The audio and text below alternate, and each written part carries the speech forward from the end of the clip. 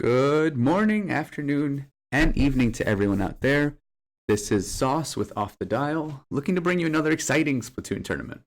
As soon as I can shake off this post-Thanksgiving grogginess, I'll be awake enough to bring some hype to your Twitch boxes. Joining us today, as always, is the one and only Real Zada, right over here. Hey, everybody. Yeah, we'll see if I'm actually real today, too. I have the same Thanksgiving hangover that everybody else does. Too much turkey in too many days. That's pretty much how that goes. Yeah, that goes for us Americans. I'm not sure if Australia celebrates the same thing, but we this time of year we're always like this. And in the background too, we've got DJam and Lepto. They're pressing buttons, making sure the robot overlords are pleased. That way, everything's okay. They're making sure everything's smooth behind the scenes and getting all the tournament stuff together. Today, we've got something called the Special Series. This one specifically is called Weakest Link. Each team has 3 experienced players and 1 less experienced player. And they're all given a week or so to coach the less experienced player, to coordinate, and to make a great team. See who comes up on top. I think, how many teams we have this time, Zara? So there are 7 teams this time around, in each of the teams there are 3 players that trained quote unquote the weakest link. So yeah, we have 7 teams. So we're actually going to be doing 4 rounds of Swiss brackets, and that will be followed up by a finals tourney, which are best of 5. So the Swiss brackets are best of 3. The finals tournament is best of 5. Yeah, that's right. The 4 rounds, and then going over to, once we get to the best of 5, that should already be single elimination. Yeah, that is correct. That is correct. So we'll have single elimination at that point. So, coming out first, this is kind of exciting because I'm looking at the teams and the different groups, and I know over the last week that there has been a lot of practice going on for a lot of the team members. So, as the teams of 3 have been training their quote unquote weakest link, it has been a fun week, I think, for everybody, trying to fit all that in with school and holidays and all the other things that go on. So it's we're gonna be seeing, first up, we're gonna actually be seeing Xanadu versus Frostbite. So Xanadu is Lexsky, let's see, Whitsley and Icy, along with their weakest link Elliot. And Team Frostbite is Artemis, Suki, and I Love You, with their weakest link Rubear. So I think it's gonna be a lot of fun coming up. It's gonna be really interesting. Some of these names are actually pretty hard to say. I'm gonna be honest. Well, I do the best that I can when I say them. So. Oh, you got it. Lakeski, Wiltsy, Icy. We got it. I think they're a pre-made team too.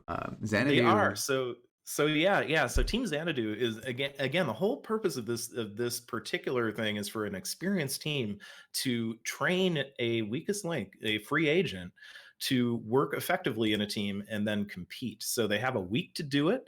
This is an experiment for Off the Dial. This is something that Lepto and DJam cooked up, and I remember sitting in a voice chat when Lepto was talking about it at one point, and yeah, this is going to be. I think this is going to be a lot of fun for us to see how it goes. It looks like everybody's here, and these names all look about right. Of course, I feel like I'm going blind whenever I'm reading reading my own chart that I make, but it's a good cheat sheet. But we got nine names at a time. Right. It's kind of hard to see. I'm gonna switch over the feed so we can include everybody else on what we're seeing here. Just setting up the first round. As we said before, it's which teams are these? These are Xanadu and Frostbite. Xanadu and Frostbite. So and yeah, we're going to be starting out with splat zones on Make-A-Mart. So Sauce will be doing the setting up the spectator cam for us. That's what you guys see on screen. I'm just kind of pressing buttons here. Don't worry. And Elliot, right? So Team Alpha, we're going to see Xanadu. That's Lakeski, Wiltsy, Icy, and Elliot. As you said, the weakest link being Elliot. We'll see how they trained Elliot over time. Over this last week. Yes, it's a little bit different for this tournament. Usually have about 48 hours to practice. This one you've had a whole week. So again, the emphasis has been on player development. So again, I think this is a really good experiment that we're trying out here at Off the Dial. Hopefully, everybody had some fun this week, getting to know new people and getting to work with new people. So we'll see how that pays off. That's right. The you said usually it's 24 hours or so. 24, 48 hours people get before they realize who they're paired up with, but this time they get a whole week. It's different because now they have a lot more time to coordinate. Hopefully, even though the week was during the holiday season, I'm hoping that people did get the chance to play together. Exactly, exactly. Well, in some cases, the holiday weekend helps, but there are a few teams that aren't from North America. So a few of the weakest links and a few of the teams are not from North America. They are from Australia and Yeah. that region. And I know there's some European teams in here as well. So it is definitely a worldwide experiment here to see how it all comes together. So we'll see how it goes. Yeah, once we got everybody together. And hello everybody again on Twitch chat. Welcome in. I actually haven't been watching Twitch chat, so just wanted to give a quick shout out to everybody. Thanks for tuning in. Here we are again, once again, Off the Dial special series. The first Weakest Link special series that we're actually going through. And this fully experimental version of the tournaments is separate entirely from It's Dangerous to Go Alone. And hopefully we all have a good time. Let's see what happens. Yeah, let's see what happens. Starting off with So we got Splat Zones and Make Mart. yeah, Splat Zones and Make Mart. This is gonna be this is your classic Splat Zones map. One big zone right in the middle. Yeah, and Let's see how they start out. We might see different compositions of what we usually see in It's Dangerous to Go Alone, because some of these teams come together as groups instead of being formed by the Off the Dial tournament series, tournament organizers. We now have groups that are that come pretty much of their own volition together. Maybe they have their comp set up already. That's right. That's right. This is going to be, so this really is kind of how well can Weakest Link fit in with the team comp and support the team. So unlike It's Dangerous to Go Alone, where everybody kind of plays their weapon and they hope that it all gels together right. This time, you just have to really 3 and 1 have to gel. So right now I'm watching Elliot with the Dynamo Roller going after the zone with that Booyah Bomb. Yeah, to fill you guys in, green team right now is Sanity and Legacy on purple. We're seeing some Actually, Frostbite would be on purple. Frostbite. Frostbite on purple. And I'm interested in that roller. You got a Kenta roller over here. It's a pretty good inking weapon, especially for a one zone map like this. Hold on. That roller right there. That's Elliot. Elliot holding the roller. Yep, Elliot was holding the zone. Elliot is the weakest link on Team Xanadu. Doing a really good job of keeping that objective under control as long as he could. So it seems like Team Frostbite does have the lead, 32 points I think to 76. And Team Xanadu is going to have to go ahead and break out of their spawn if they're going to win this game around. Elliot's going a bit ahead in positioning. It seems like Xanadu needs to ream themselves together, reel themselves together, so they can get a good coordinated push. yep. Yeah, absolutely. So it looks like there's a lot of timer flips going on right now. So we're seeing the zone flip a lot, which is what I would expect on Make a Mark.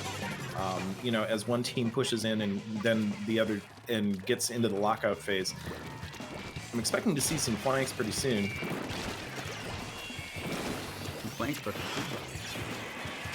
But it looks like the lockout phase is going very, very well for purple team.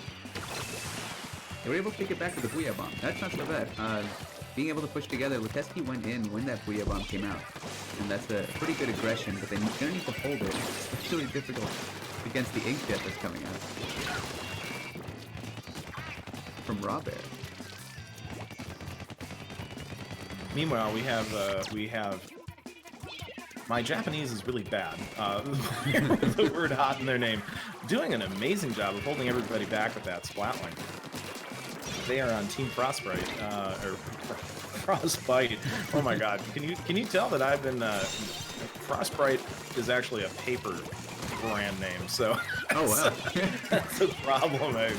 My real life is coming in. So There's my information. real in life your from head the that you can't office, get yeah, out. the Michael Scott Paper Company. It's my employer.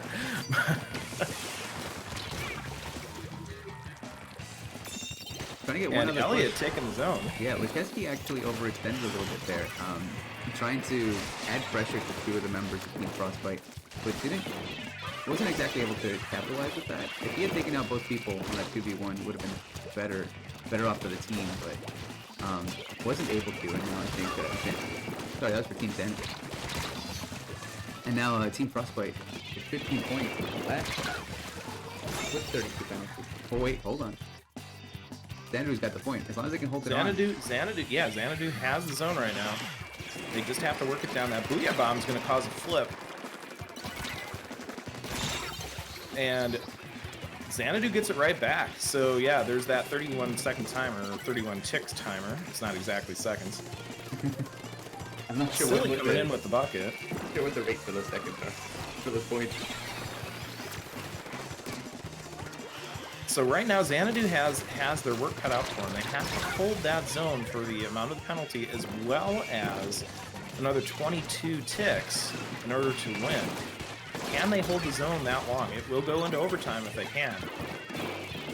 They might be able to. Using a splash bomb special from Wilty is taken out by Hot. And I'm not sure they will do this last second.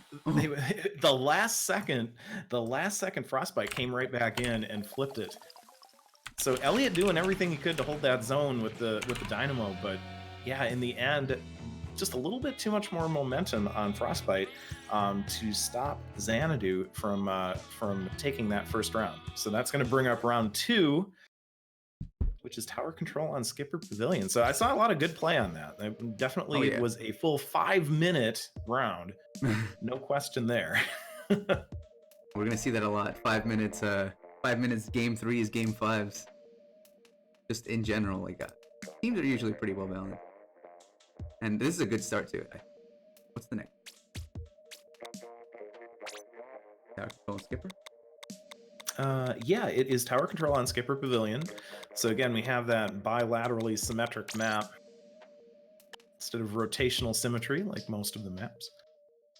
Mm-hmm. And that first point went to Frostbite, if I'm not mistaken. For everybody follow along at home.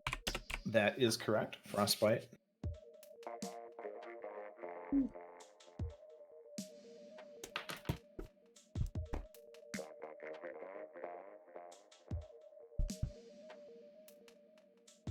So what we're going to see here, again, this is going to be interesting because there are so many different routes that you can take in order to get to the tower and control the tower path. So again, I expect to see, obviously it is tower control, so we're going to see a lot of concentration in the towers. The real question is, I wonder how many blasters we're going to see. A team full of blasters. You can have all 4 different. That's right, the team full of blasters. Blasters and missiles. That's gonna have everybody together on the same page. but for real, this is such a long map. Anything with a long range goes. I would expect a Stingray, of course, would go really well here. You can aim across the map, maybe stop the tower if you're too far away from all the action, from what's going on out there. The missiles, of course, you can aim across the map and let the demonic missiles from the sky.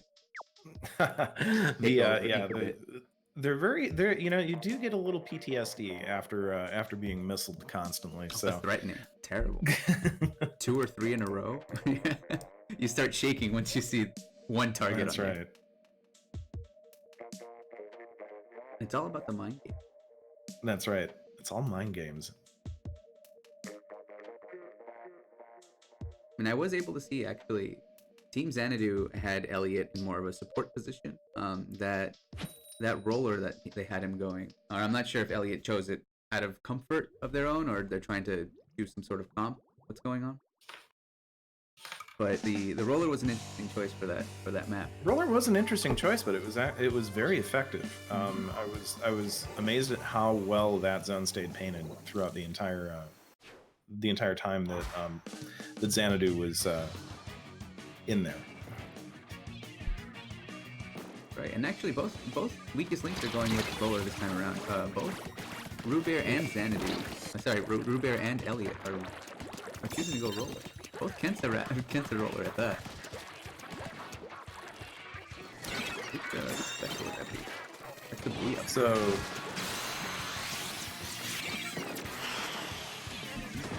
here we go. Yeah, the initial points coming out on Frostbite. Frostbite's still on there. I believe that's Artemis with the sniper that is on the tower. Is that what the Japanese said? I believe so. Arito Misu. So we got two Misu. I believe so. We got hot Artemis. If I can actually sound it out, I might be okay. Artemis going on the tower. That's a really good first push for Team Frostbite. 29 points is nothing to laugh at for that. And that's actually pretty close to a KO if Suki can keep the punch pressure going. Silly right on the tower. And yeah, they are trading off on tower right now. Frostbite coming right in there. Were they able to bring it back far enough? Elliot with that roller trying to keep everybody back. Oh, but a roller versus a sniper is not going to go very well. And yeah, Artemis just picking off for Elliot right there. I always hate getting hit by the sniper. And yeah, Artemis with that Stingray. That's a wipe on Team Xanadu. I think there's one more checkpoint to go through. And if they're not able to stop this last checkpoint, that might be game for Frostbite. No, too soon to say. But it has been reversed. So right now, it looks like Frostbite is down by 3. They're back up. They're respawning, but Artemis is the only one able to get out there alive. By way of being the backline, he does back off and could serve as anchor for his team, his or her team properly. Artemis currently trying to keep Xanadu off the tower. That's the smart thing to do. That's what they can do. All they really have to do is defend for the next 2 minutes 40 seconds to win. We're about halfway through the game. That's right. Although 2.5 minutes is a long time to defend. So it feels like an eternity. It's a long time. So Xanadu, we've got Icy taking down Suki in the back with the inkjet. Ooh, Lukeski gets out Artemis with a good sneak. Little shark on the side. Might be able to open up an opportunity for Xanadu over here to start pushing again. Booyah bomb. There's the Booyah bomb, and that gets Whitsley. Right, Rob Bear waiting for Whitsley. I'm sorry, I am. Is it Wiltsey? Whitsley? It is Wiltsey. Oh, Wiltsey. There you go. The push continues though. Frostbite never really gave up. I mean, Xanadu never really gave up on this push. It's been continuous, almost barrage of effort. And Icy pushing it right past that checkpoint. Always important to clear those checkpoints whenever you can, because it makes a later comeback that much more possible. Right. That's right. Actually, since Frostbite did clear a checkpoint already, if they get a good team wipe, they might actually be able to get back into that second checkpoint if they really wanted to. So the checkpoints are a pretty big deal. Checkpoint's a huge deal on tower control. They're having trouble though. I'm seeing a Frostbite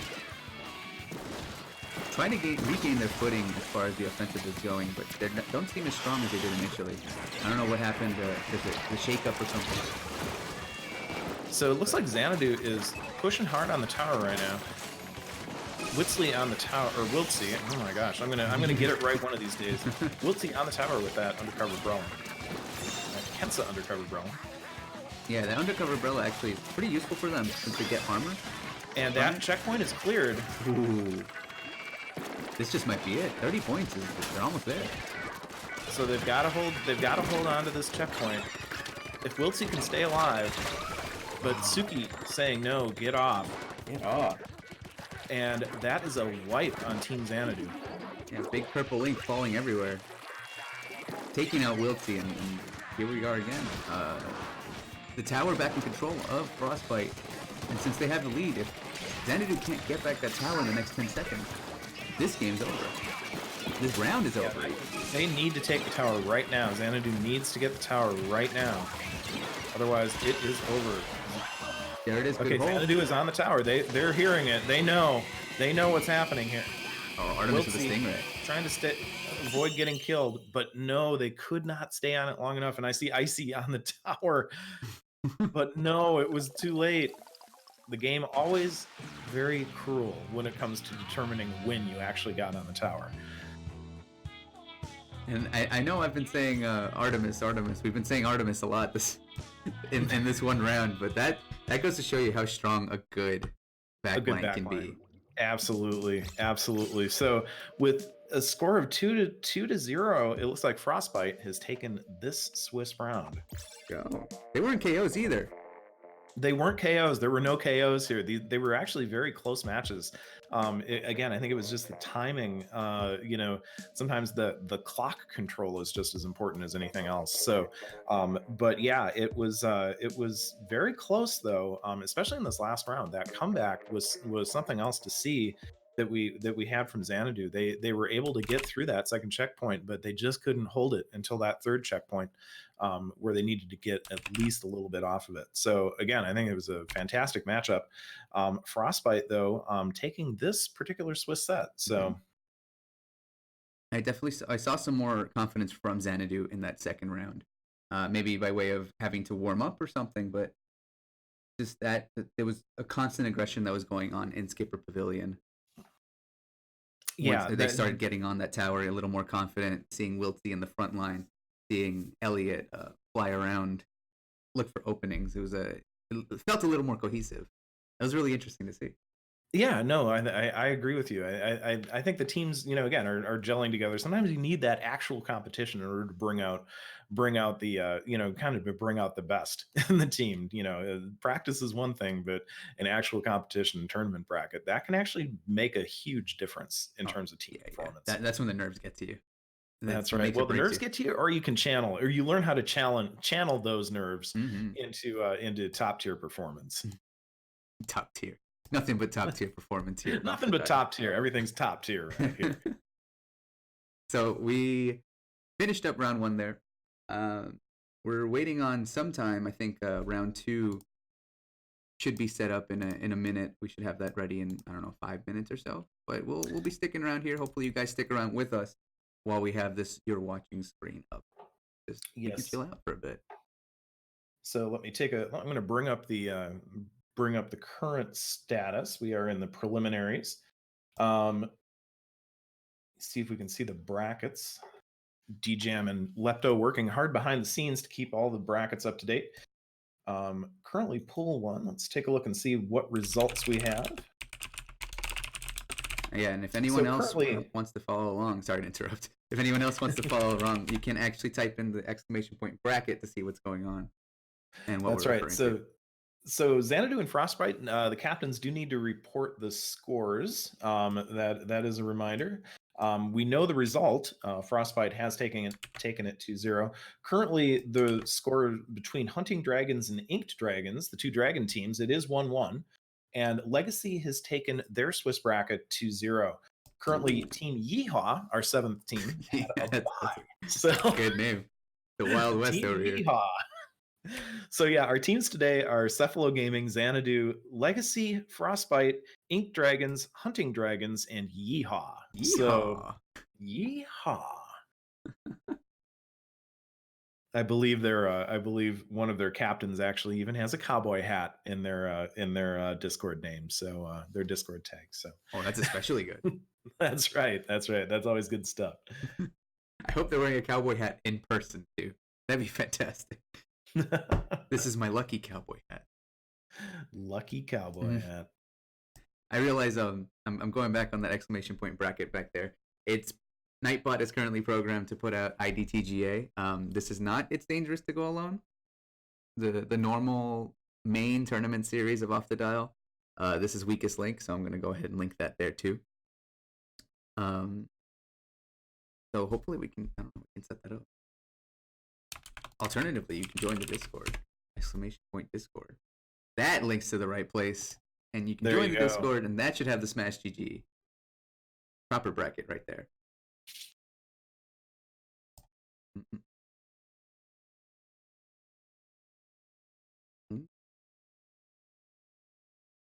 And that's who do we have on Team Yeehaw? Vanessa, Brave Blue, Minute 2X, and Light. Is Light part of the? Yeah, Light Yeah, is Light One is here. Lightning Lifeguard one in the Twitch chat. Yeah, yeah. I've known Light for quite a while. Oh, there you go. Yeehaw changed their name to Gucci Gang. Gucci Gang. Is, Gucci is that Gang. official? Gucci Gang, Gucci Gang. I'm not seeing it. I'm not seeing it in any of the documentation.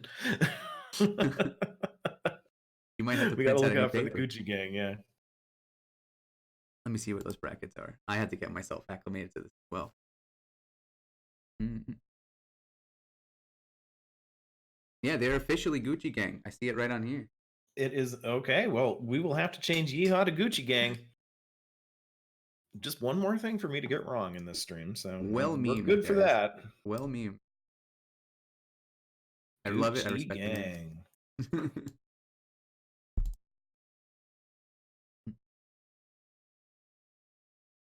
So we are waiting on our match assignment from DJam. He will determine who will be on the stream next.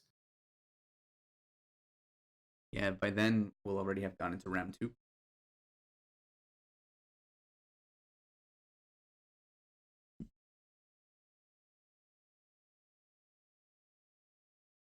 So it looks like all matches in round 1 are complete.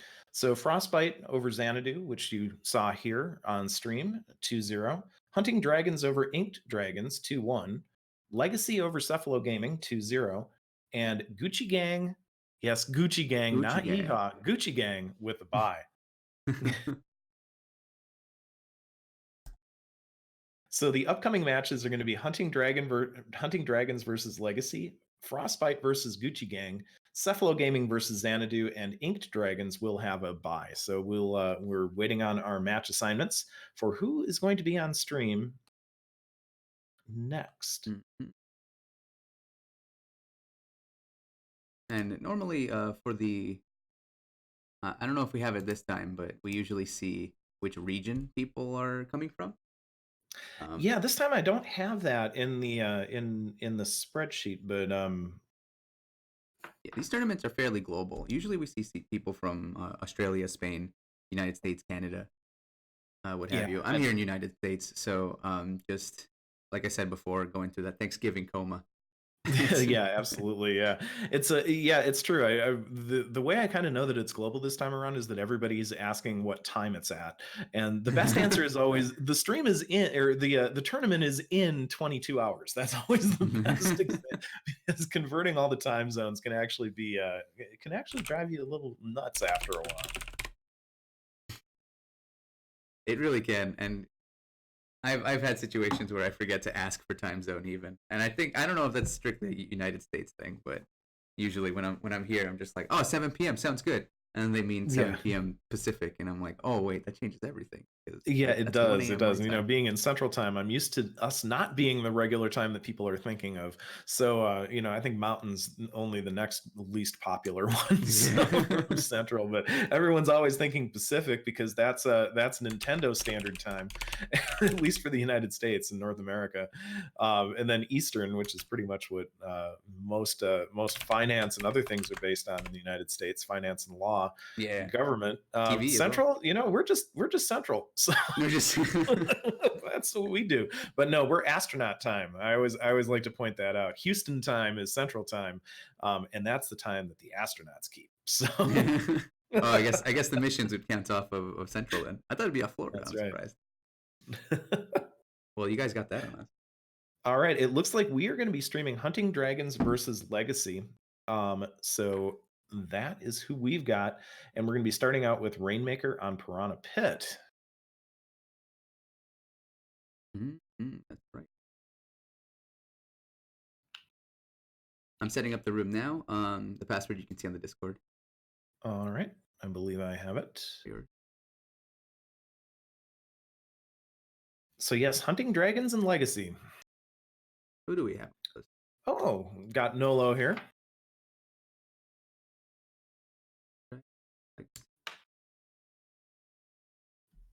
Team Legacy is Lost, Not Charja, Idolish, and Liam.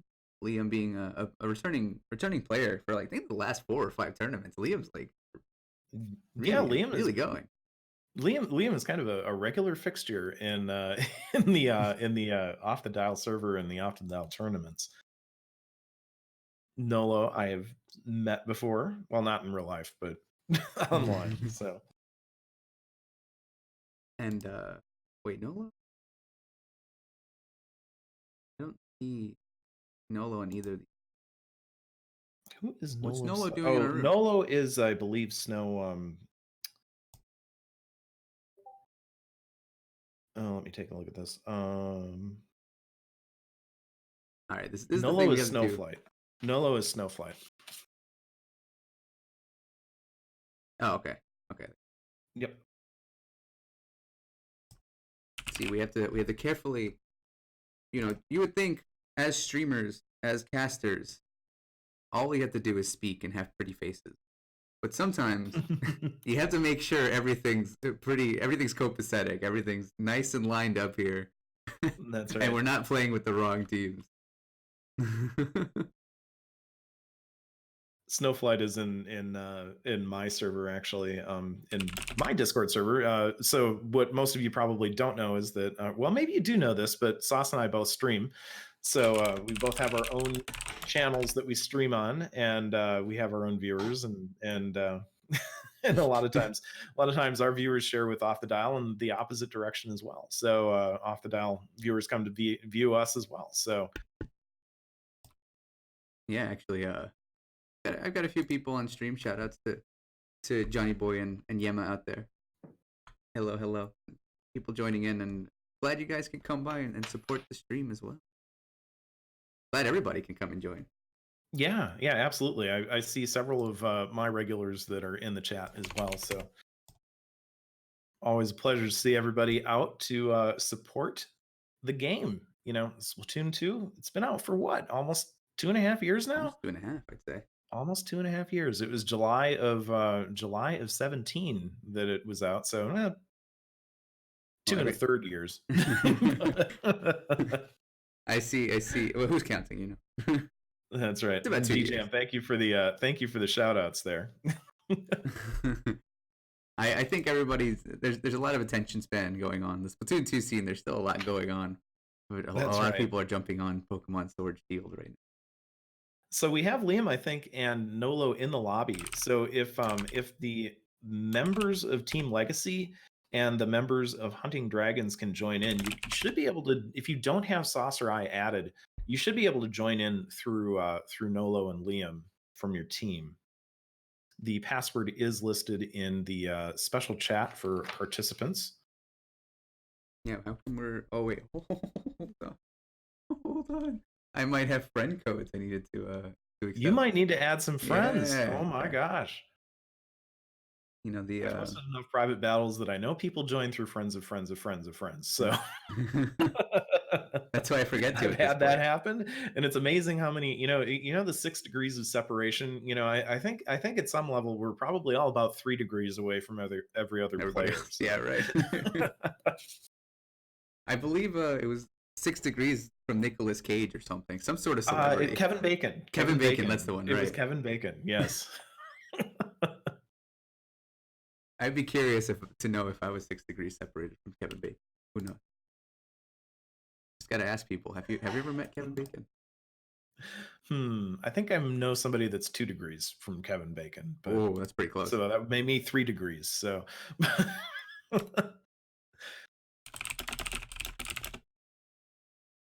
does that make me 4? I don't know. I guess so. I guess that would be it. That's how that works. It's amazing. Geez. It's amazing how that actually works. How close everyone ends up being.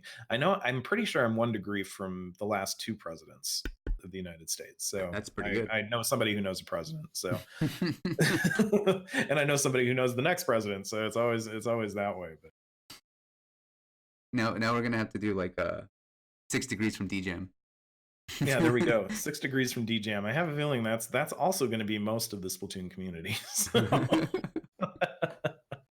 Everybody's first degree, if not second. Have you heard of DJ? That's right. I'm gonna switch the screen back over to the lobby. I don't want to keep you guys on this bright orange all the time, so I'm gonna It switch is it over pretty here. bright. Yes, it is pretty bright. And we're still waiting on 4 people. Just to kind of put that out there. Yema, is it Fahrenheit or Celsius? Oh my. Degrees is I only wish.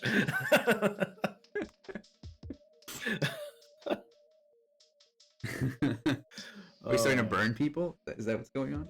Yeah, I think the burns are starting. Yep. So we are waiting for the other members of Team Legacy and Hunting Dragons to join up.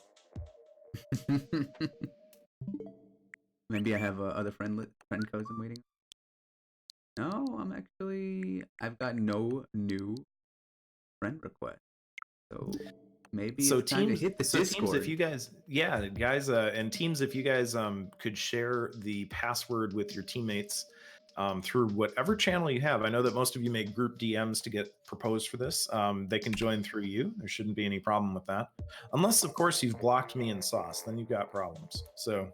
Although, if you've blocked OTD Zata, good luck with that, because this is my alt account that has a level 1 and never even set foot in Turf War. It has a lot of gear though, because of all of the special gear that was being given out through the Nintendo News. Wait, this one, your alt account has all the special My gear? alt account has so much gear. It's all of the special gear, all of the chunks that were being given out. It has a lot of chunks. It has a lot of gear. And then I did take advantage of the trade the gold points for the Japanese 7-Eleven gear. Oh baby. Yeah. So and that worked across both my main account and my alt account here. So. Shout out to your boy Kelvin. Oh my God, here comes the the Kelvin degrees. It's getting worse in the chat. I don't know. It's starting to feel like my stream at this point. That's what my stream is usually like. My stream chat. Let the memes commence. Let the memes commence. Pretty much.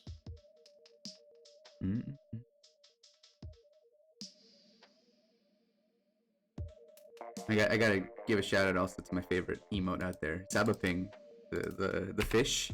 The terrified fish is always my favorite. Just kind of mouth agape to the sky in absolute shock. I gotta put that out there on stream. But everyone likes their PogChamp, but I think everybody just likes any face that has an open mouth and shock. That's the secret. That's the secret sauce. That's right. That's right. Okay, so who we missed? It's time to start calling people out. We got. Yeah. Let's see. Who do we have? So since we're watching Hunting Dragons versus Legacy, we have Hunting Dragons here. Jindude, Quick, Bloody, and Snowflight. Of that, we only have Snowflight, right? Yeah. So Snowflight. We're looking for Bloody, Quick, and Shin.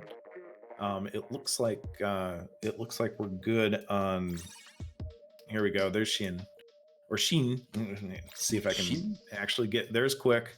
I mean, how do you pronounce that S with the loop in the middle? Oh, that's section. Is it? That's how I pronounce it. Is section. It's like legal. It's like legal stuff. That's right. That's right. Yeah. I've read enough contracts in my life. I know. Oh, we got Bloody. I think we've got everybody. No, 11. Not Charja is on. All right, let me on Legacy. Let me set in a second. What map are we? Rainmaker Piranha Pit.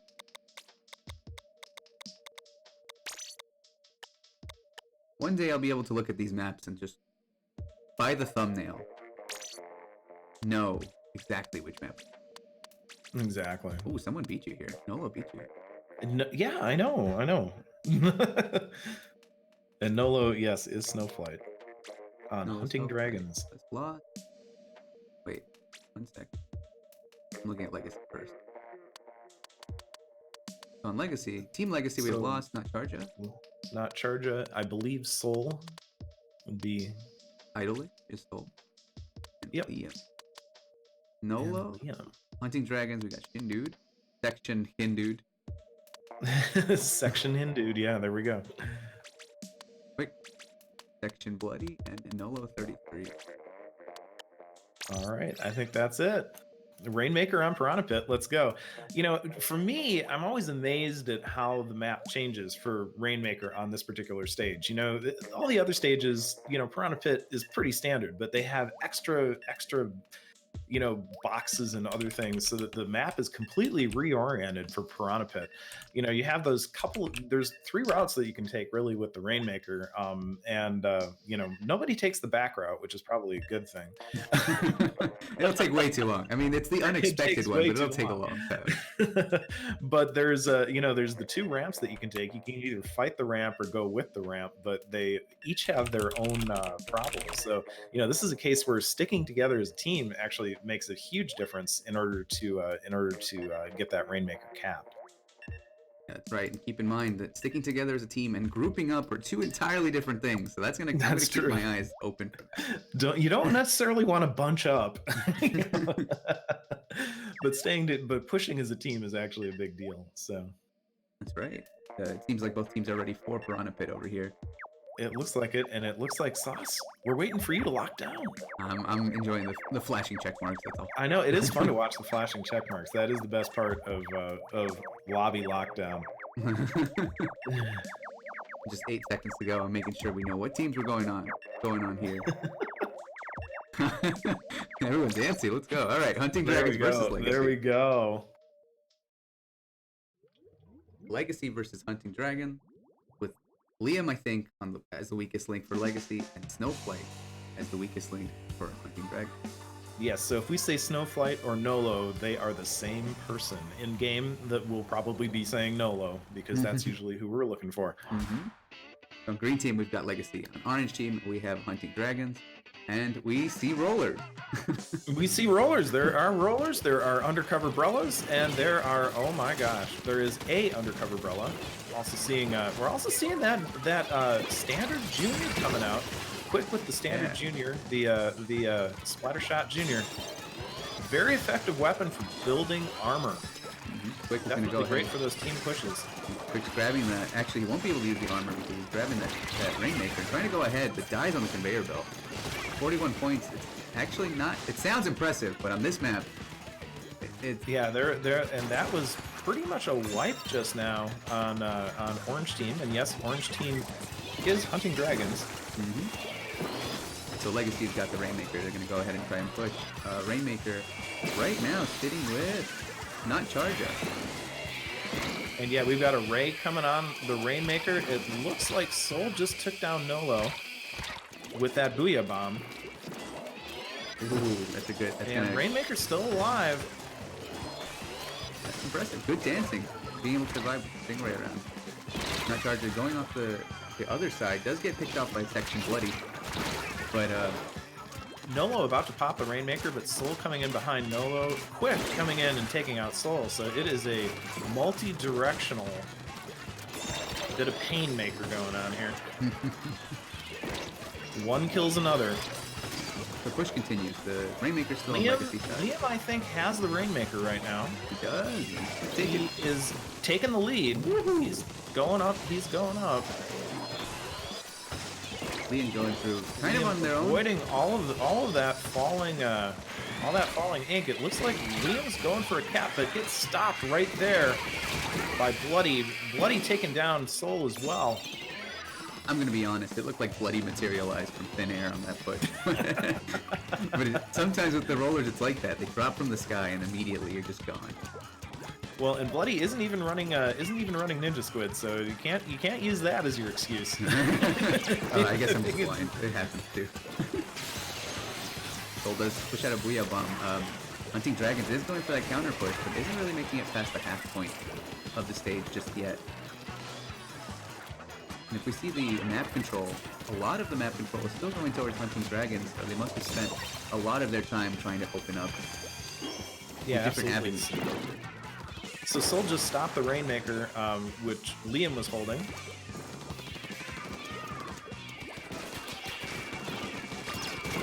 Soul just kind of trying to keep control of that Rainmaker. Rainmaker about to reset. And Quick picking it up and getting stopped immediately. Soul is putting in some work, kind of camping the side there, almost alone, and that's a little dangerous for somebody somebody in a team to go off on their own. Not really go off on their own; it might be planned, but it certainly is a good place to plant your feet. But well, and sometimes I know that I've grabbed the Rainmaker by just getting a little too close to it, and I really didn't want it. So Rainmaker has reset. It is back on the middle block. So again, Legacy over here, having the lead, 5 points left with a good push from Liam, I think, and unfortunately Liam, I think, was just stopped at the middle of the pedestal, at the base of the pedestal. So in order to come back, Hunting Dragons is gonna have to take that Rainmaker all the way up, past the conveyor belt and into the base of the pedestal, a little past the key. It's as good as a KO. They need a KO basically. That's right.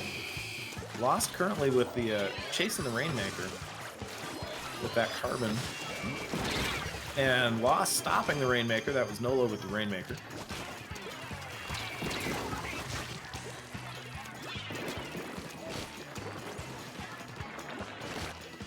Only one special sitting out here, and that's to the ballpoint fan. Using the Inkjet, not too effective, not able to capitalize the best of that Inkjet, and just going down, it's leaving an opening for Hunting Dragons to start pushing.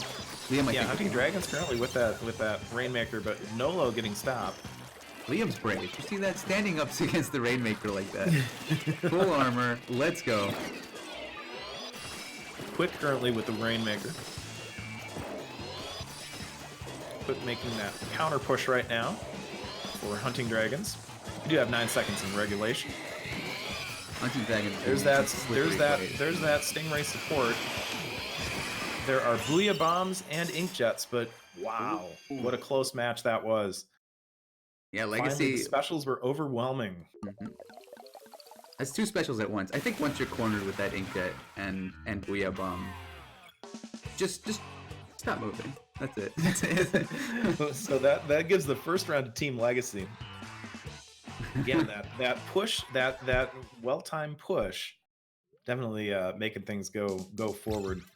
Oh yeah, that was a strong commanding lead forward, and pretty early on, setting a good advantage at that early in the game when you have 5 points left. It's just so hard to come back from.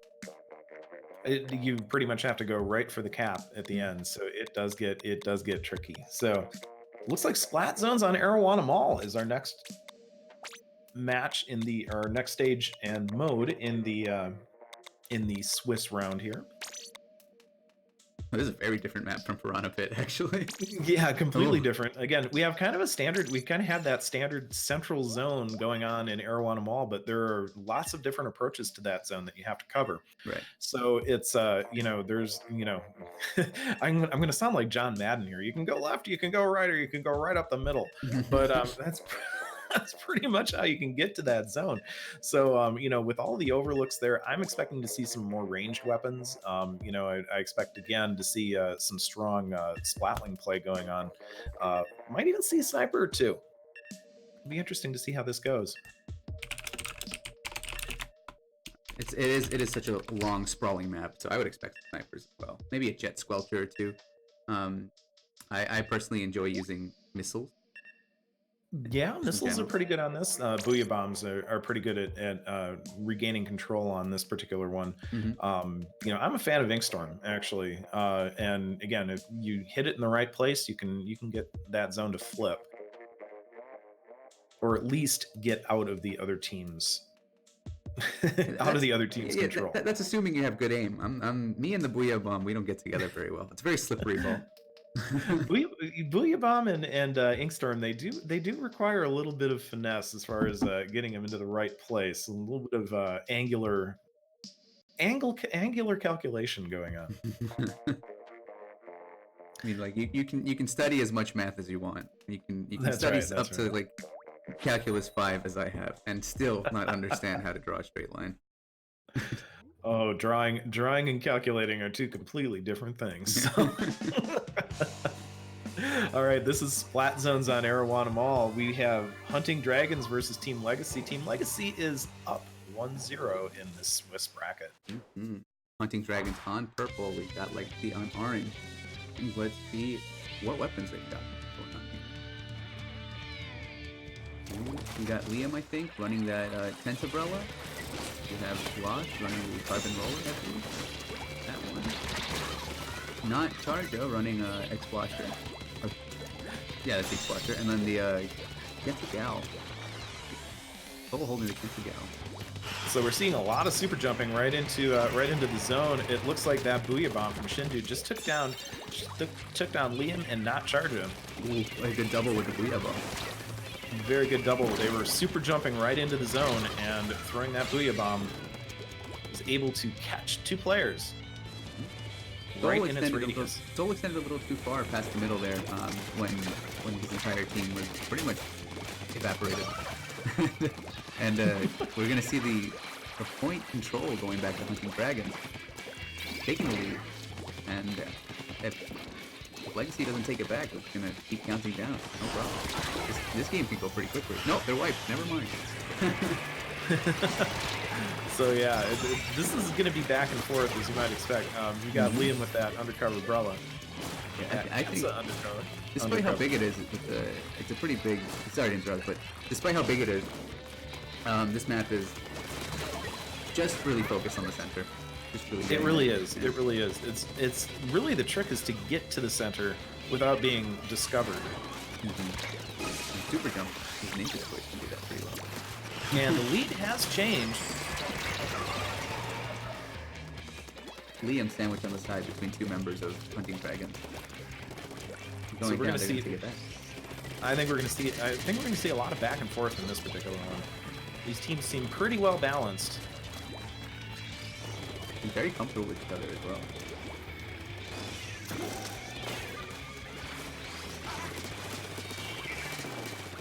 And the baller in the zone was not able to flip it.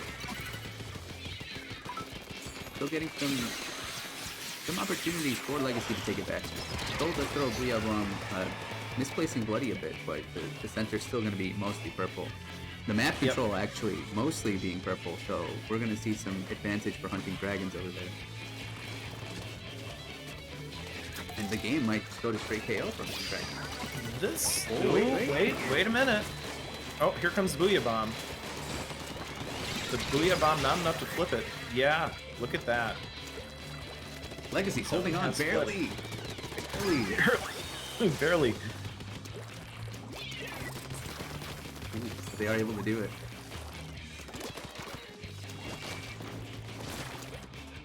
Soul doing some work in the back there. Liam, I think. And Soul getting stopped by Shindude with that heavy Splatling remix. Liam, I think, is holding the undercover build. I was surprised to see that. I wasn't really sure. I'm not sure about Undercover Umbrella as a choice here, but the armor definitely does help on those really short-range skirmishes since it is so focused. This map is focused in the middle. And I'm a fan of Torpedo, so he's doing God's work here. Armor going out, and that's going to give a good opportunity for Legacy to come back in and take that control at that point. And there we go. We have another change in control. This is just back and forth Still all the plenty time. of time left in this match, so... A minute left can go either way. If they can hold it for the whole minute, they've got this game pretty much under control. Lost taking down Shindude. Yeah, they're gonna have to hold this. There are some suction bombs. But it looks pretty good right now for Orange Team, which again is Team Legacy. Legacy's holding on pretty well. Somebody jumps in with the splashdown, but isn't able to do it. Quick going down. 2 down on both teams, so it's going to be 2v2 right now. Nolo Shindu versus Soul Liam. And it looks like they're going to take the lead and the game. There you go, Legacy. Lead and the match. So Team Legacy pulling this one out. For the 2-0 against Hunting Dragons.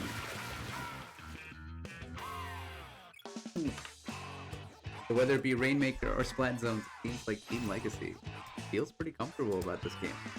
Definitely, definitely. Didn't know if that was going to go to overtime or not. That was a last second flip. Yeah, So it's not every day yeah. you see a single digit countdown. Yeah, it was that one's definitely tight. So in this match, it is Team Legacy going 2-0 over Hunting Dragons. So that is the end of this Swiss round. Let's go. All right. So let's take a look at what's going on in the other ones. Let's see if I've got the right information up. I have to refresh my bracket here. So we are currently in Swiss round 2. It looks like Gucci Gang has gone 2-0 over Gucci Gang. Frostbite. Xanadu has gone 2-0 over Cephalo Gaming, and Legacy has gone 2-0 over Hunting Dragons. Ink Dragons again with that bye.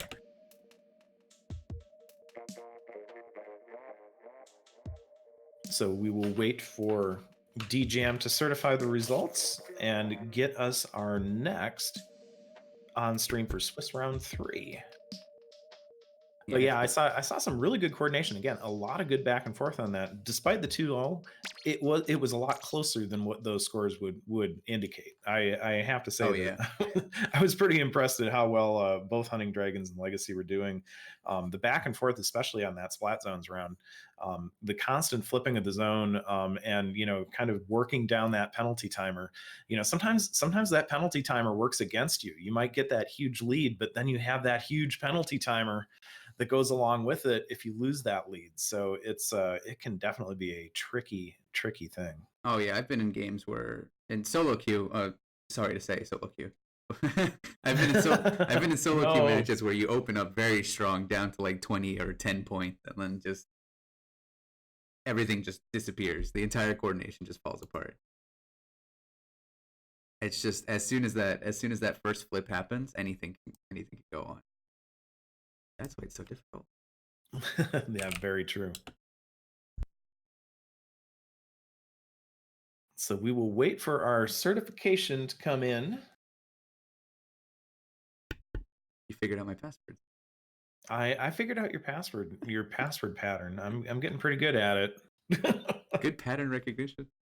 That's right. That's what half of gaming is recognizing patterns. So, the other half is actually having skill.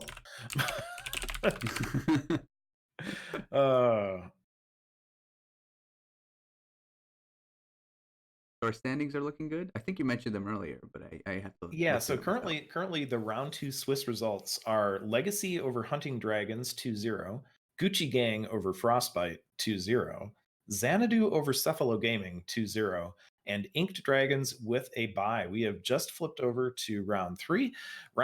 Swiss round 3 is going to be Gucci Gang versus Legacy, Hunting Dragons versus Xanadu, Frostbite versus Ink Dragons, and Cephalo Gaming with a bye. So we will wait for our match assignment from DJam. Yeah, DJam over here calls which matches are going to be shown on stream. As you may have inferred by now, we've got 7 teams competing this time around, and since we're going through 4 rounds, they're going to be accumulating points to see who goes on over to the top 4. And it looks like that announcement has just come through. We will be showing Gucci Gang versus Team Legacy. So we're going to see Legacy again. And we will be seeing Gucci Gang for the first time today. Gucci Gang! Gucci Gang! Go. I'll let them know that room is up. Hopefully I have people added this time around. Because I don't have everybody added. If we're sitting here talking and I don't remember to add people, please to accept my friend requests. Please remind me. Remember too, everybody, you can always join through your teammates. So as long as one of your teammates has Sauce added, you're good to go. Not many people have OTD Zata added. I know I've got 298 people that have WP Star Zata added, but yeah, feel free to join through your friends. It's fine. Just get the password out of the special announcements. Mm-hmm. the special chat in the Off the Dial server. Those of you who are competing do have access to that chat, and hopefully you're all in a voice chat or in a group DM so that you can communicate with each other. Feel free to put that password in that group DM as well, so that everybody can get in. Yeah, communication's the first step, guys. Make sure you're talking to each other. We got a Gucci cat. I wonder if they're on Gucci Gang. I don't know about that. Could be a mockery. Could it be? Could it be? And a Gucci rat, a Gucci cat, a Gucci rat, It's a lot of Gucci Gucci. fish. It's a lot of Gucci. Back pump drag. Let me set up this room.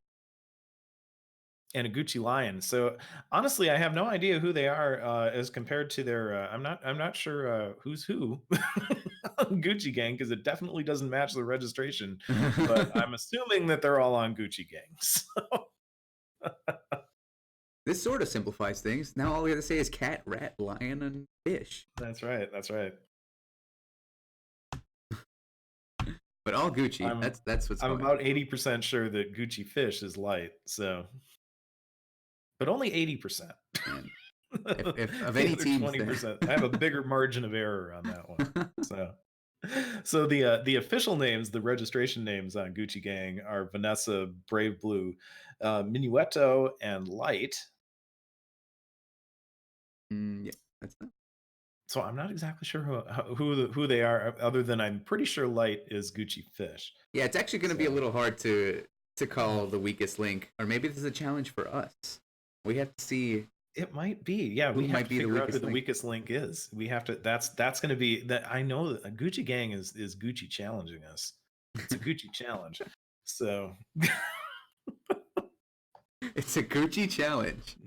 And Light has admitted to being fish in the Twitch chat. So. Oh.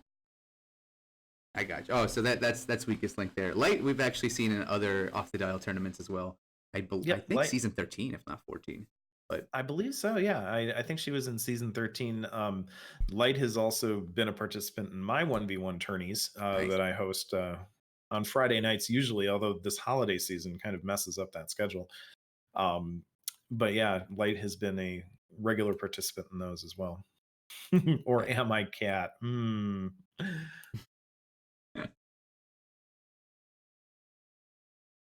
Or am I rat? Or am I lion? I think Light is having fun with us in the chat right now. I don't know. This riddle is too hard for me to figure out. Oh, Light was in 12 and 13. Light putting the notes in. So yes. Solid. Welcome back at that point. So currently we are waiting for the rest of Team Legacy to show up. We've got Lost and Liam, I think. Mm-hmm. We're looking for Not Charja and Soul.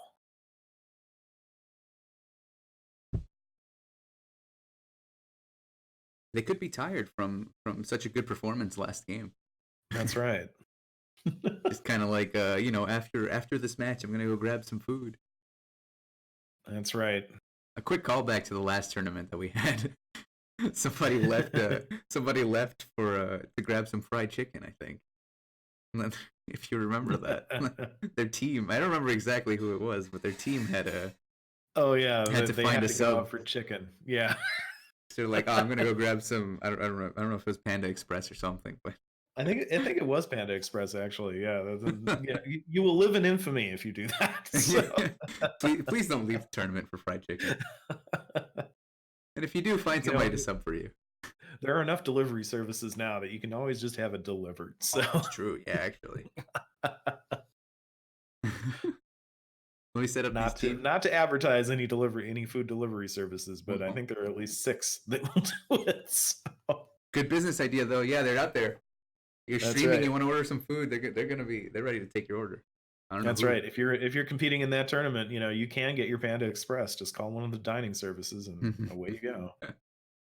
So on Team Legacy, who we just saw, we've got Lost, Not Charja, L over score star, Soul star, Liam, I think, and then on Bravo Team, Gucci Gang, previously Yeehaw. There we go.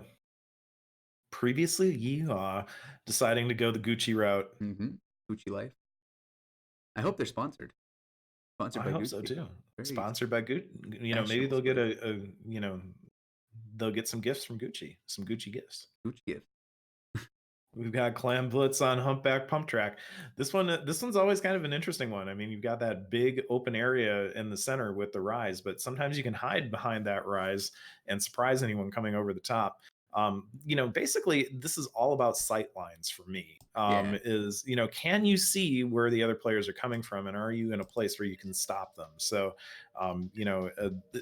it's not a bad. I get killed by chargers a lot on this particular one. So a charger that can set up a good station and get a good view of all those areas is going to be able to take a great deal of control over the map. Longer range weapons do tend to work pretty well, but again, with a short range weapon, I see a lot of splooshes on this stage as well. yeah, So very strong.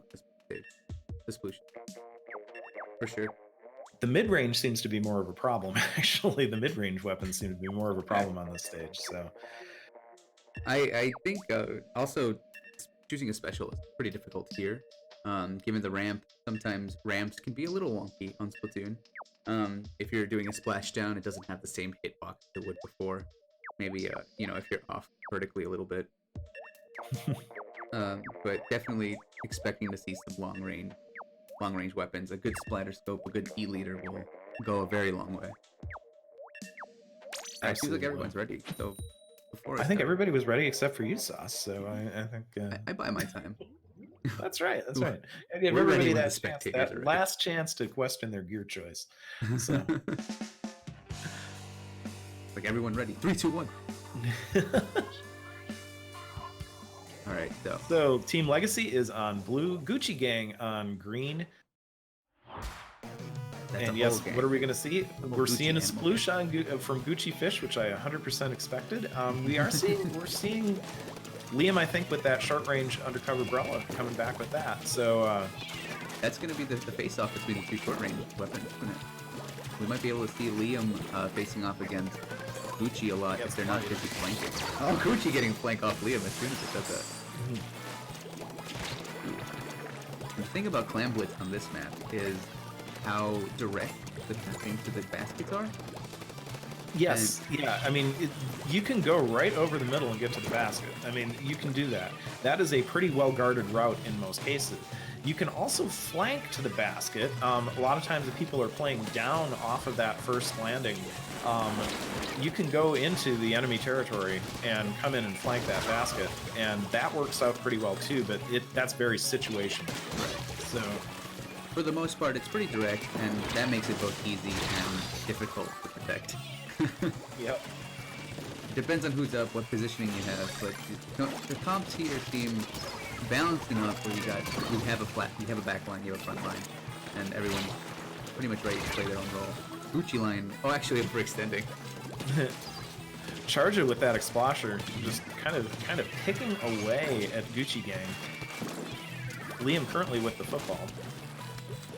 Liam does Yes, have. I do have a problem calling it a power climb. It looks way too much like a football. So It's a football. I don't play. and there's a super jump in. Here we good go. super jump Liam to getting open it in. that Liam gets it in. To get a solid lead.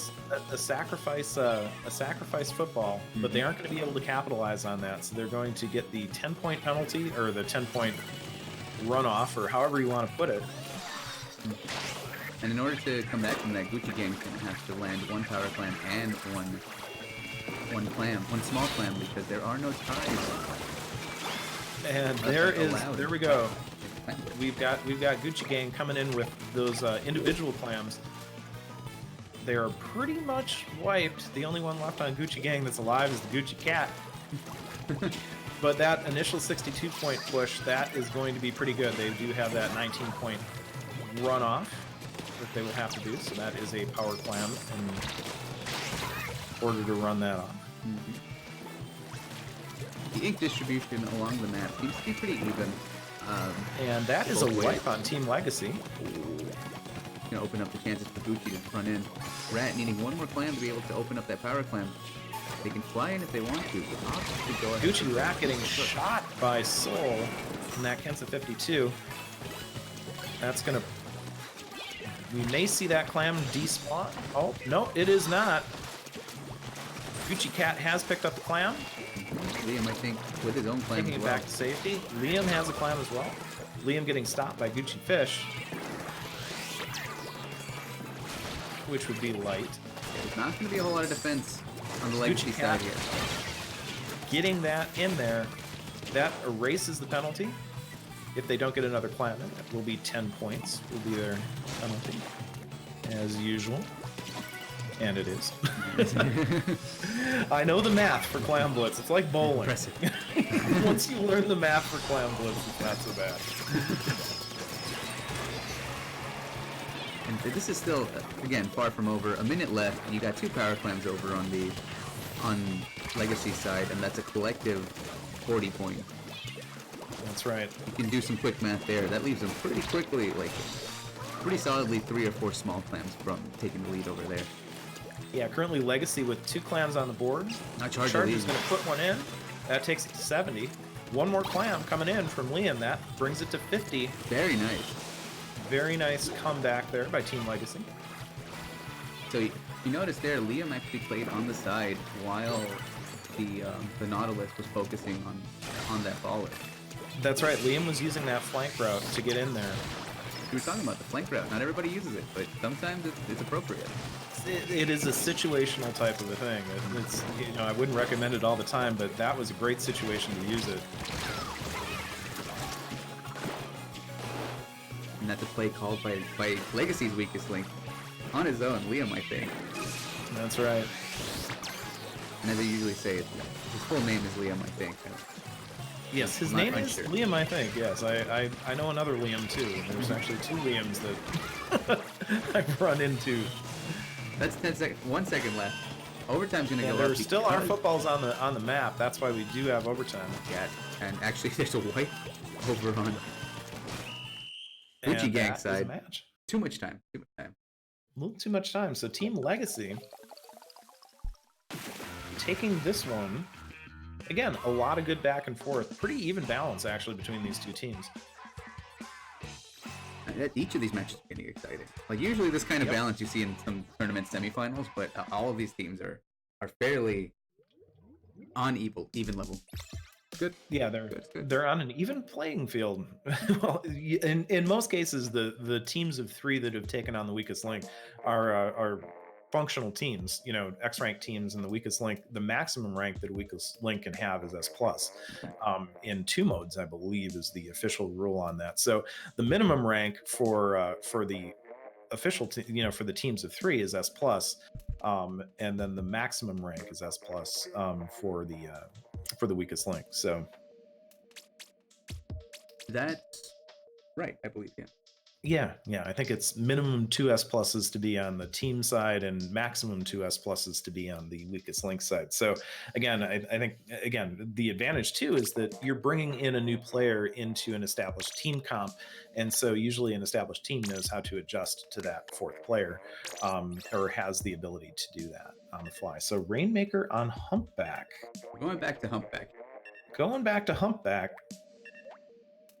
In case you didn't get a good look at the level, we're going to go revisit it again.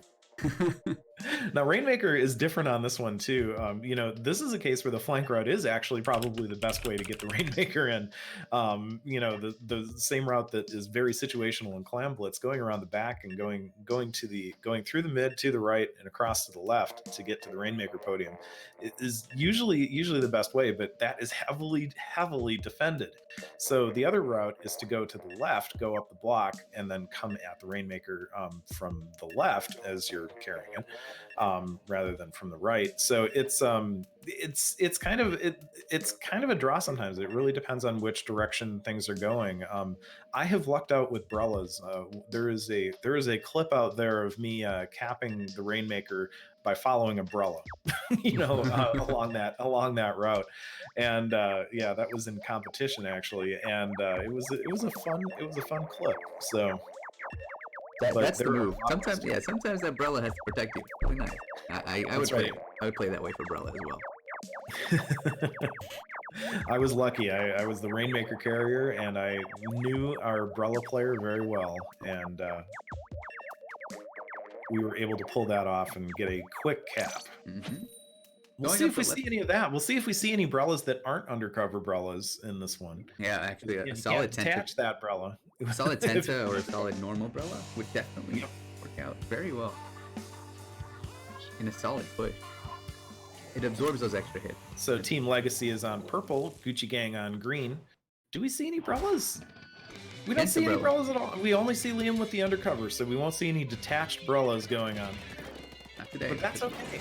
It is not a requirement for this stage.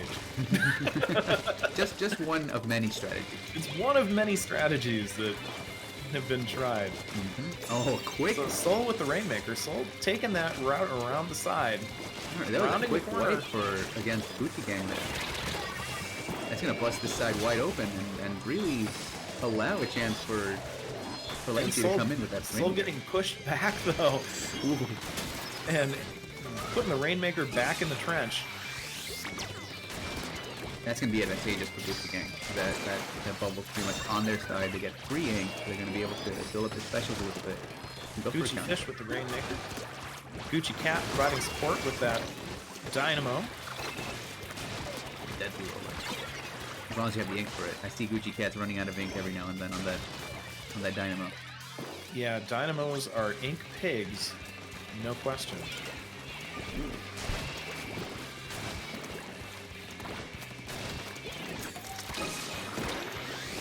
And Gucci Cat, Gucci Cat getting taken down by that torpedo. Rainmaker resetting the mid.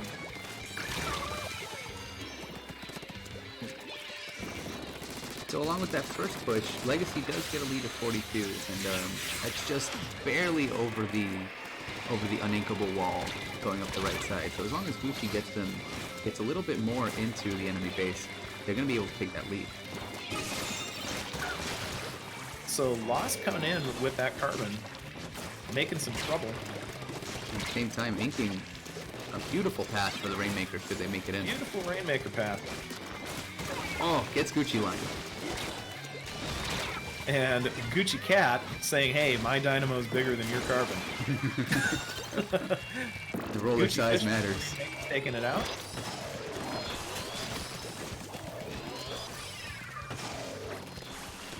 Gucci Cat providing a direction. Fish just falling down in the middle. Good wipe on the side of Legacy. Legacy goes down. But Gucci Cat currently with the Rainmaker. Oh, they're pushing in very well. Good defensive bubbles. And they have the lead. And they push it all the way to 11 using those bubbles as cover. Very nice push for the Gucci Gang and Gucci Fish. Oh, the first KO. Getting that KO. Yeah, that's the first KO we've seen tonight. Or today, or this afternoon, or this morning, depending on which time zone you're in. That first KO going to Gucci Gang. Well, the first KO on stream. There may have been other KOs within the tournament itself. Of course, there's other games going on, as we mentioned before. But Gucci Gang, with an exciting, aggressive push with those bubbles, like really opening up the chance for them to swim in. And that brings the score to 1-1. We are going to have to go to a third round on this one. I'm not upset about that. Or game 3. I think this is a good thing. So it is Inkblot Art Academy Splat Zones coming up next. So yeah, again, that big central zone in Inkblot,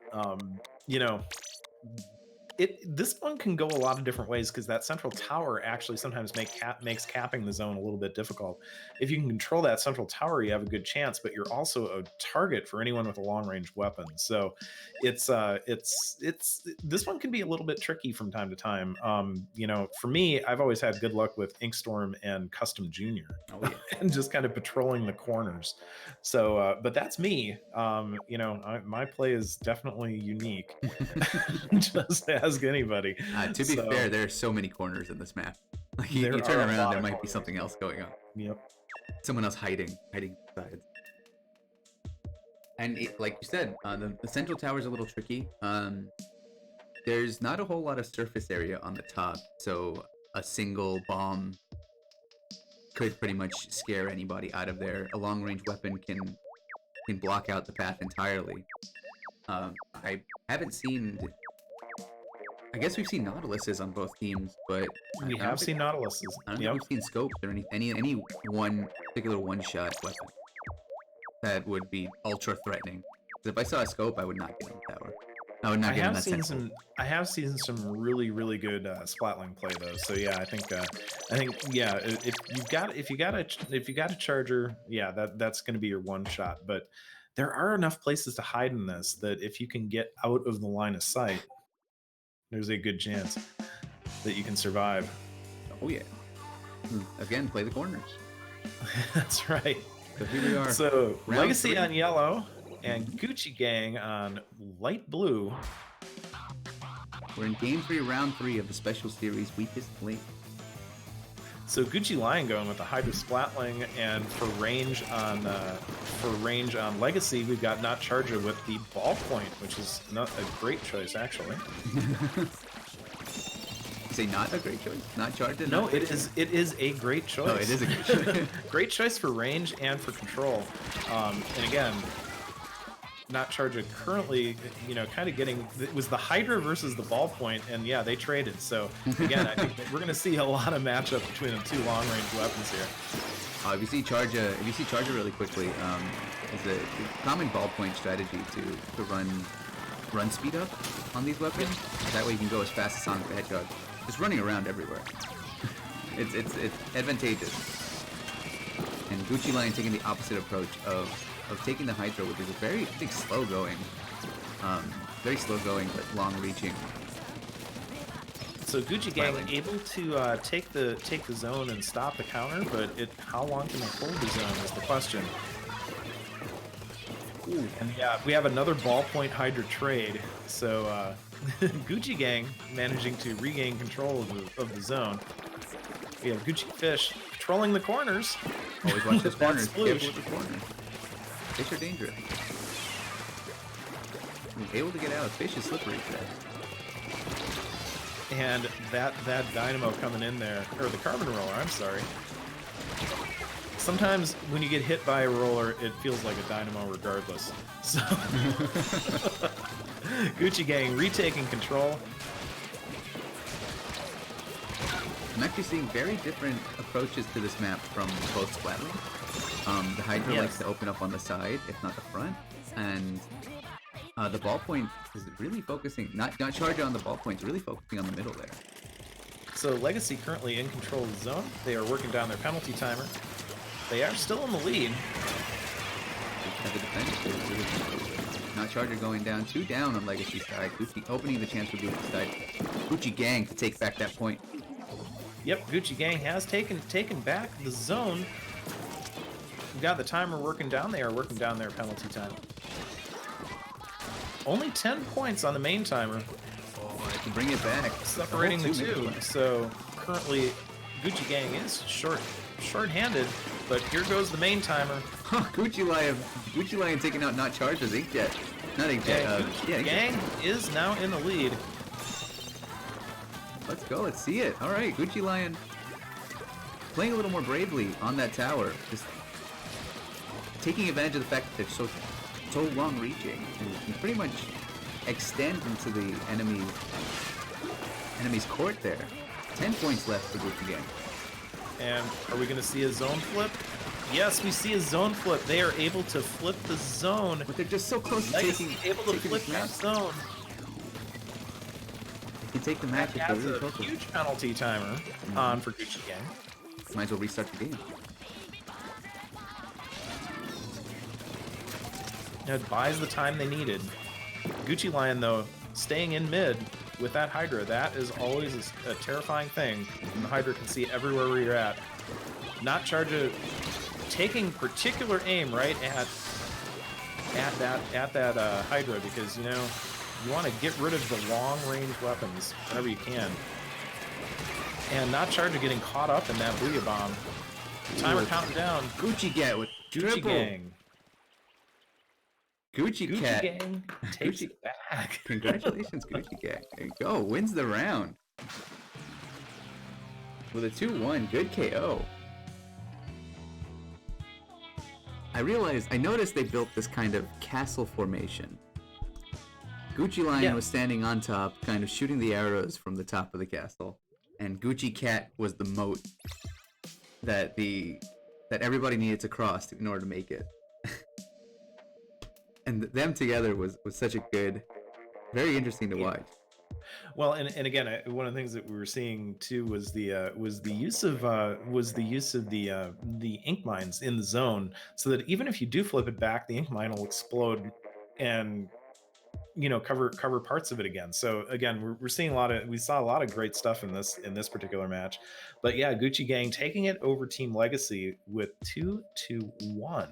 Way to So go. we're currently waiting on other team results. It looks like Hunting Dragons has bested Xanadu 2-0, and Frostbite and Ink Dragons are currently tied at 1-1, waiting on final results from that match. So yeah, lots of Swiss round action going on right now. We are getting ready for the fourth round of Swiss. But yeah, Gucci Gang versus Legacy. I mean, again, what I was seeing was some really well balanced teams in that case. Right. Good use of short range weapons, good use of long range weapons, and I actually thought it was interesting. No chargers in that last round, but we had two very comparable splatlings, kind of going at it with each other. So again, I think everybody, what I saw was actually some really good balance in that case, and some really good teamwork.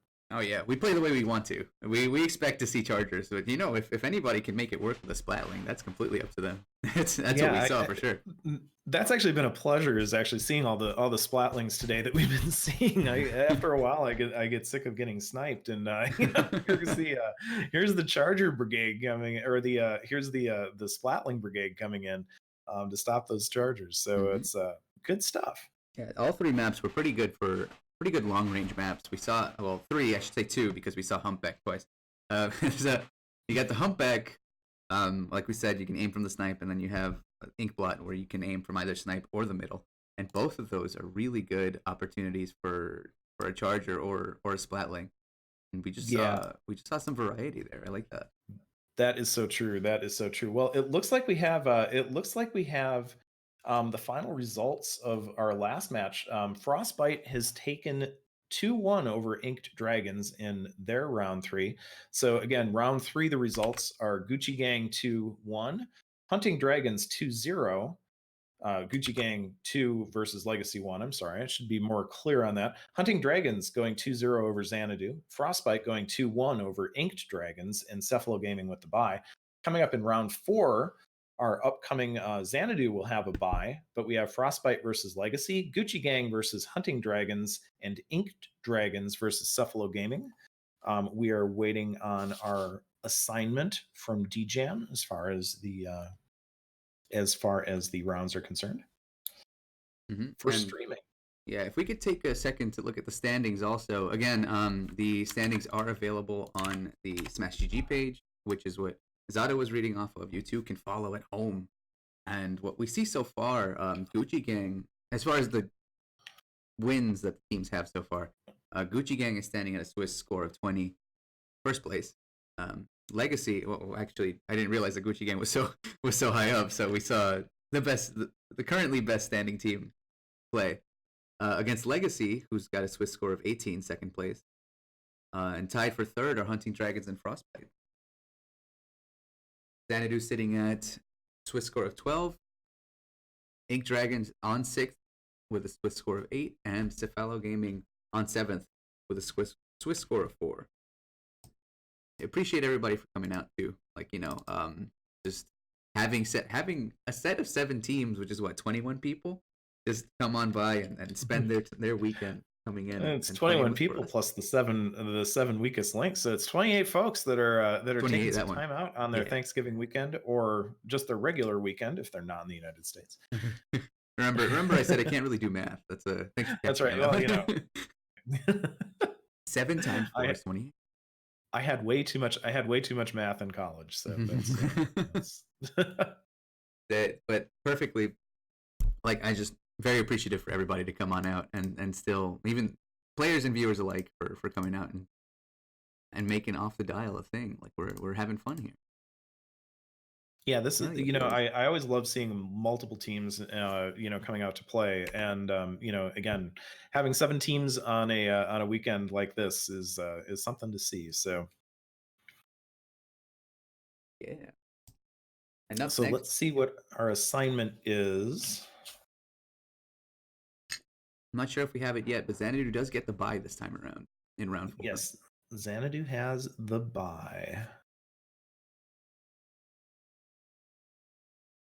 We've got the matches. Not sure who we're gonna see, but we see Frostbite versus Legacy coming up, Gucci Gang versus Hunting Dragon, and Ink's Dragons versus Cephalo Gaming. And Xanadu, like I said before, does have the bye, which I think means they won't be advancing to the top 4. Unfortunately, I'll let the numbers speak for themselves, but that's what I think is going on. Yes, we will wait for DJam's official ruling on all of this. For those of you that aren't familiar with Off the Dial and the tournament structure, usually the main tournament series is It's Dangerous to Go Alone, which is where 4 free agents are put together, and they don't have to be free agents. You can always be freelancing from your team. There's no guarantee of who you're going to get. This is a different style of tournament from the normal. This is in the special series of tournaments. This is called the weakest link, where teams of 3 are given a free agent to train for a week and compete. So we are definitely seeing some fun stuff here. DJam 98 is kind of the main guy behind the tournament series, but we can't leave out Lepto, who is the tech guy who gets all of the behind the scenes number crunching done. All of it, So 100%. Yeah. it's as tournament organizers, those two work amazingly well together behind the scenes. You don't hear them very often on the stream or see them very often, although I have seen DJam. He has been to lands in Australia. Sadly, I wasn't in Australia, but I did see it on the stream. So but he gets out there in Australia, and then Lepto is also in the United States with the rest of us, or with Sauce and I. So again, they are definitely putting in a lot of work behind the scenes to make sure that this comes off well. They're starting out a couple of things behind the scenes right now, which is why we are waiting on our assignment for the next Next round. Swiss round. So yeah. I'm not sure what the holdup is myself, but I would be interested to see, like you said, DJam does go out to lands on his own. You can see him in person sometimes. I think he went to Shockwave's previous event. Yeah. And so we are real people too. We go out and check out these places for ourselves. I've been to Long Island Splat in the past, and it's nice to be out there to check out different people, check out different like different games. It's fun to actually meet the people that you play, that you run into online. I mean, I've been to Smash and Splash 4, Smash and Splash 5, Don't Park on the Grass 18, and I was at Chai Shoals back in October. So some of you have met me, and and I think most of you survived the experience. But yeah, I'm actually planning to go to G7 in Oakland in January as well. So getting on that plane and getting out there and having some fun, that's definitely worth doing. Yeah, if you guys are looking for a major, G7 is happening in January.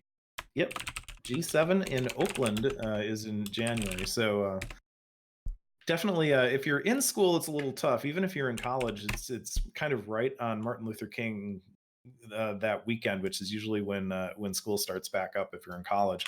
But or at least it did when I was in college. It was always Martin Luther King Day was always it was the day after that all the classes started. So I'm looking it up really quick. It seems to be January 24th to 26th. Yeah, school would have started by then. Would have started by then for most people. So yeah. I think the turnout for Splatoon 2 and Genesis 6 was somewhere around 200 or so people. I think that's right. It was even bigger in Smash and Splash 5. I think it was 240 people. So there were 60 teams. So more than 60 actually. So no, get out and support your majors, support your locals, guys.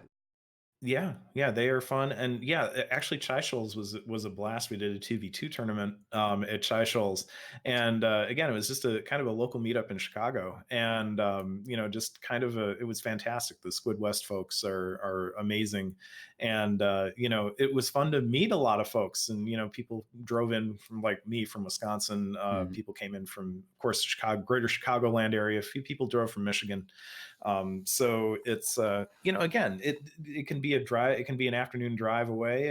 For me, Chicago is a day trip, so not a big deal. So it's if you have the opportunity, I strongly suggest going, even if you think you're going to be left out or going to be the odd person in the room or whatever. It's so well worth it just to meet the folks that you've been playing with, that you've been talking to, and maybe make some new friends too. So Yeah, what's a day trip? Is that like an hour drive, 2 hour drive? Maybe For Chicago, it's about 2.5 hours two to and a half. downtown Yeah. from where I live. So I actually went further for Thanksgiving. I actually ended up going to the Minneapolis, St. Paul area, Oh. which is like 4.5 hours to drive from where I live. Well, So that's a whole weekend we're talking about, or I guess a yeah, night or two. that's an overnight. That's an overnight. Usually, if you're going to drive 4.5 hours, that's an overnight. But 2.5 hours, that's a day trip. So it's I mean, the farthest I've gone for a LAN was probably something a pretty good meetup out in Philadelphia. That's an hour drive, an hour 15 for me, and that was hosted at a business, somebody's business. Like his thing is to host, um to have a space to host different tournaments. oh, So sure, sure, so not even tournaments, but just like games in general. It's pretty much a yeah. game store where you have TVs set up, people can sit down and play. You got a bunch of tables out. Um, and I think it may have been seen like around. They play mostly Smash Brothers, but sometimes they host Splatoon things, and that's the lab over in Philadelphia. Um, Nice, nice. that that had a nice meetup too.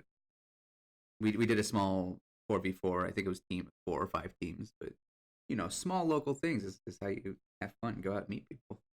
Yeah, yeah, definitely. And there's probably, just kind of feel your way through Discord, and see what's out there. But there are some servers that focus on lands and regional lands. So definitely do a little searching on Discord.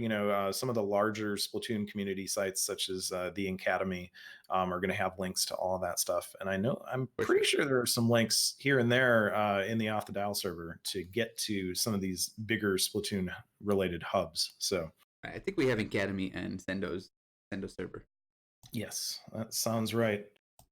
and those are two really big hubs to be able to get you involved. That's what we're looking for. If sometimes people like to sit on the side, lurk and enjoy the Splatoon community, watch it grow. That's right. So we're still waiting on the final assignment for the stream right now. It looks like, yeah, we're just waiting on some more information from DJM and Lepto as far as what we will be streaming next. So All right, still sitting tight. I guess we'll have to do a 1v1 sniper tournament, you and me.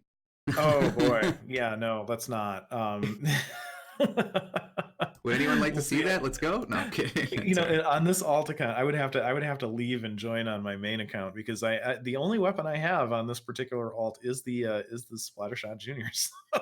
Oh, right. You don't start with a like four That's weapons right. or That's anything. You right. start And with my one. gear, while I have a fair amount of gear, it's all crap. So it's Well, at that point, we just disable the mini the sub. What are the names for those? There's an option in here for it. oh yeah, the sub abilities. That's Yeah, the secondary abilities. That's the one. yep, secondary abilities on the gear. Yes, that is an option. Actually, that's a good point, because we do allow all second. This is not a Nintendo style tournament, where I think they actually, usually a Nintendo tournament, they disable the secondary abilities. In this tournament, all secondary abilities are valid. So if you have great gear for your build, we aren't turning off your sub abilities. So Yeah, that's a strange choice on Nintendo's part, if you ask me. yeah, yeah, I've seen them do that, and it's just really strange to see that they do that. But I suppose if I could see some merit in that if you're all sharing, for example, switches. But I everybody has to use a Switch with a standard stock of player on it, or of gear on it or something like that. But an imaged Switch. Yeah, that's a actually be curious that they never said anything in the rules. Like I remember leafing through those Nintendo World Championship rules. I don't think they said anything about bringing your own Switch. Ah. Or would you be expected to just take one of theirs? I think in the Nintendo tournaments, you do bring your own, but I think they actually inspect them or something like that. So I don't know. I would have to talk to somebody that's been in one. So Hmm. Well, that's another degrees of separation question. How many degrees of separation from the members of oh, Blue Ring Doctolings? that's right. That's right. I'm sure DJM could just ask Shockwave. Shockwave. Yeah, Wait, Shockwave DJM could competed just too, right? yeah. Yeah. Shockwave was in an official Nintendo tournament. I'm sure DJM could ask. See, there you go. We know Yeah. who to ask to ask. Oh So well, we're there. good. Nice.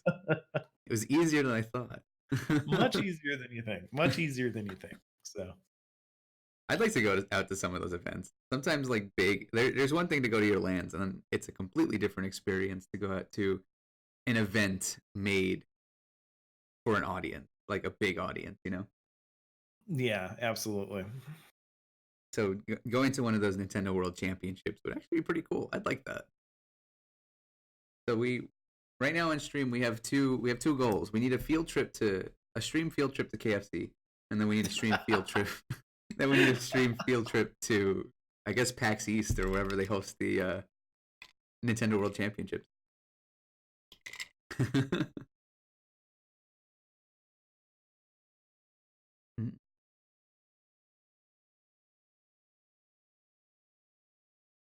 There's some stuff going on in Discord, so I'm checking in with Yep, I'm keeping the my eye on what's going on Discord. So yes, apologies to everybody for the delay that's going on right now. There's some behind the scenes issues that need to be sorted out before Swiss Round 4 can start. So it's we're just making sure that all of the I's are dotted and the T's are crossed. Not the other way around. The We don't want the I's crossed and the T's dotted. So They look the same though. well, it'd be interesting to sub those two letters out. So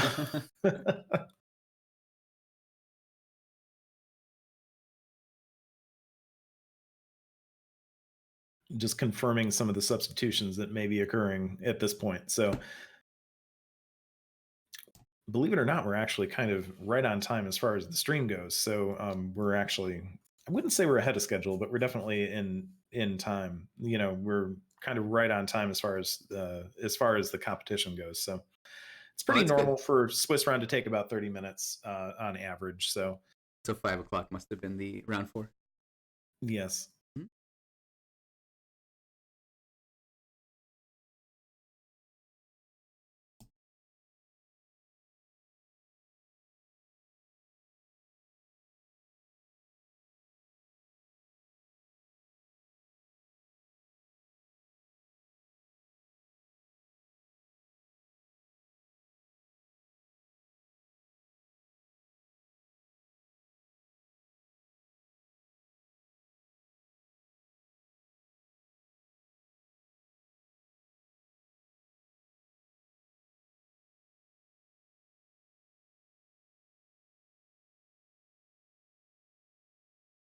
And yes, for those of you just joining us, we currently are waiting on some judgments coming out of the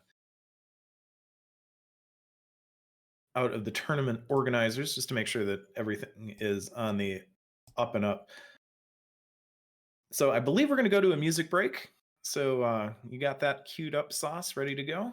Yeah, let me take that. We're gonna take a little break, catch up with the TOs, and see what's going on here. You So bet. We'll see you you guys in a guys, few. yeah, stick around. We'll be right there.